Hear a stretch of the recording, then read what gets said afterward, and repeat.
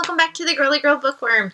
So I feel like this month is just going to be the month of looking crazy and bad hair and bad lighting, because I feel like it's rained all September. Like, no joke. Like, it has been so gloomy and icky and gross that, like, I was like, I can go shower right now and then, like, redo my makeup and redo my hair and, like, look really cute for this video. But I was like, is it really worth it? Because it's so gross out. I'll probably feel better, but I'm not going to look much better. So yeah. Today I have my fall TBR for you. I felt like I really liked doing this in the summer, where I just kind of did a blanket TBR for like all of summer, and then whatever I got to, I got to. And I really think that it was helpful because I got to read things from the TBR, I got to read things that weren't on the TBR, and it just seemed to make my flow a lot flexible. So I have my fall TBR, but I'm also going to share with you my contemporary-a-thon TBR. So contemporary-a-thon, I believe, starts next week, or even if it doesn't, I might just do it next week anyways. Reading during the week has been really, really difficult for me in general because of the fact that it's very time consuming, during the beginning of the school year, where I'm trying to get things set up and I'm trying to get to know my students and all that. And I've said that in so many videos, but it's so hard to deal with that all day and then come home and not want to just pass out. So I definitely am trying to get myself motivated to remember reading is going to de-stress you. Stop avoiding it because it's there to de-stress you. So I really just need to get myself back into that mindset of it's okay to read. It's going to help you. It's not going to add more to your plate. It's going to add some relief at the end of the day. So trying to get myself back into that. So I'm not going to really strongly hold myself to contemporary-a-thon as I did in previous readathons, but I felt like it was going to be a good thing to do. Maybe I'll vlog. I'm not 100% positive about that. It won't be very entertaining because I'm just going to go to work every day. But yeah, so I've got those books to share with you and just regular run-of-the-mill fall books that I'd like to get to.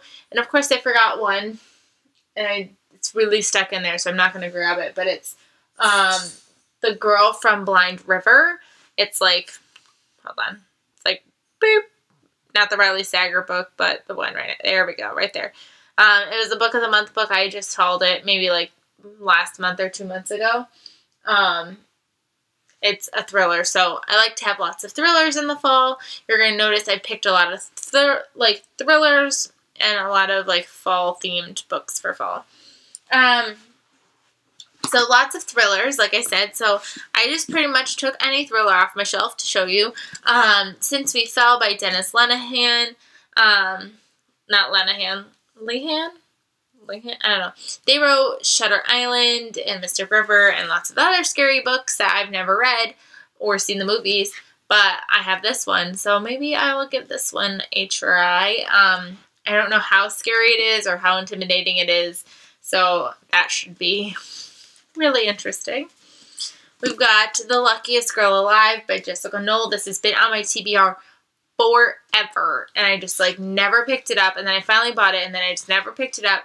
And I picked this because, again, in the fall, I really like reading things, too, that take place in, schools, beginning of school time. I feel like I'm in that, school vibe. And I believe this follows a young woman in high school. So, intrigued. Some more thrillers. We've got The Good Liar by Catherine Mackenzie. This one makes me think of 9/11 because it's about a, bomb, an explosion that goes off in a Chicago building and these women's different perspectives of it. And so it just makes me think of 9/11, and obviously that just happened the other day, our 17th anniversary of it. So I feel like this could be intriguing to read sooner rather than later. I've got The Good Widow by Liz Fenton and Lisa Stank. That doesn't sound appropriate, but it's about a widow. She is widowed by her husband, who was in this car accident, then she finds out that there was a woman in the car with him, and I believe that woman also leaves a fiance behind, and I guess they try to figure out, like, what was going on. We've got All the Missing Girls by Megan Miranda. Yep. And I have no idea what this is about. I'm going to be honest. I picked it up because I've seen this everywhere, and I don't know. I want to read it. And it looks like carnival-y, so perfect for fall.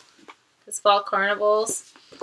Fraternize by Rachel Van Dyken. This takes place with a girl who becomes a professional football player, cheerleader, and her relations with football players. And again, another fall thing of playing football and all that. So definitely want to read this at some point.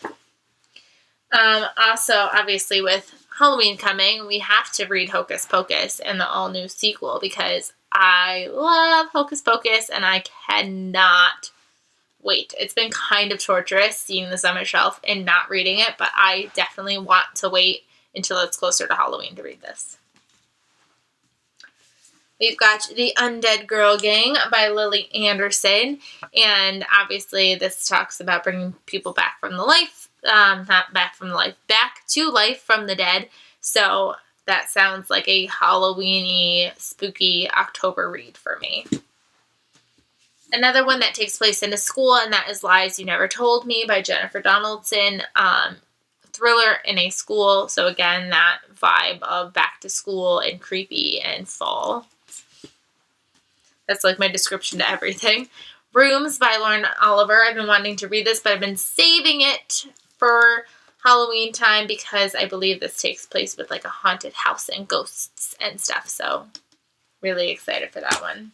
It'll be my first Lauren Oliver adult book. And then a second Lauren Oliver book that I've been holding on to since probably like last year, waiting for fall, is Vanishing Girls by Lauren Oliver. I believe it's about some girls that decide to disappear and we need to figure out where they went. Another football-y read, and that is After the Game by Abby Glines. Again, I love reading about football and things like that during football season. My husband is not coaching football this year. He decided to take a little season break, but I always equate fall with football, so this would be fun, especially since I didn't get to it this summer like I wanted to.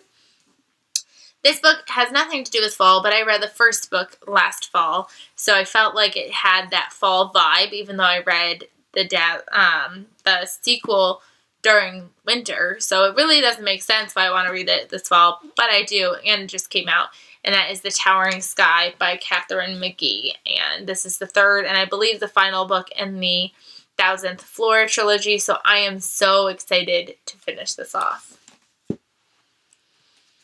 More cheerleaders, and that is The Cheerleaders by Kara Thomas. A bunch of cheerleaders turn up dead, so football and cheerleading. Fall. I just can't wait to get to this because I bought it in August, and it's been sitting there staring at me, waiting for me to read it, but I've been waiting for some spookier fall vibes to read #Murder Trending by Gretchen McNeil because I cannot wait to get to this. And then I have 2 books as of right now that are pre-ordered for September. I have 1 book I think pre-ordered in October, but it's also my birthday month, so definitely going to buy a couple books for my birthday.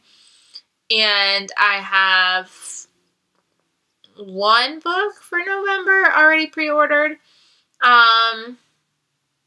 So those obviously I want to read in the fall, but I don't want to spoil you on what they are quite yet because I just don't want to ruin a haul. So those are coming. I'll read those too. And then for my contemporary-a-thon TBR, I probably should have started with these, so I'm sorry if I'm going a little bit backwards. These are the books that I would like to try to get to next week. The first challenge was to read an audiobook or like a graphic novel or something that is not what you typically read. So if you typically read physical books, which I do, they said to read like a Kindle book or an audiobook. And yes, audiobooks have been my jam the past few like months, but they weren't my new jam until July. So they're still kind of new to me, so I'm going to count it. And I haven't listened to an audiobook in about a few weeks, so I count it. And I'm going to listen to the audiobook for The Solace of Water by Elizabeth Byler Younce. I got this book from the Fiction Guild, and when I was looking at it, it has a Rachel Hawk quote on the front, so I was like, I love Rachel Hawk, so I would love to read this book. And I don't know anything about it at all. So I'm hoping that, oh no! I don't know if I technically can read this. Darn it, this place, I just read the back, like skimmingly, and I got to right here and it says, taking a glimpse into the 1950s. Wah wah. So I guess this is not going to count, but I just borrowed it from my Hoopla account, so I might as well just listen to it anyways at some point, but that's not a contemporary, so I'm going to have to find another book for that challenge. That stinks. Then it said, pick a book that you are going to give that you believe that you're going to give it 5 stars, and I picked On a Cold Dark Sea by Elizabeth Blackwell. I have no idea why I think I'm going to give this book 5 stars.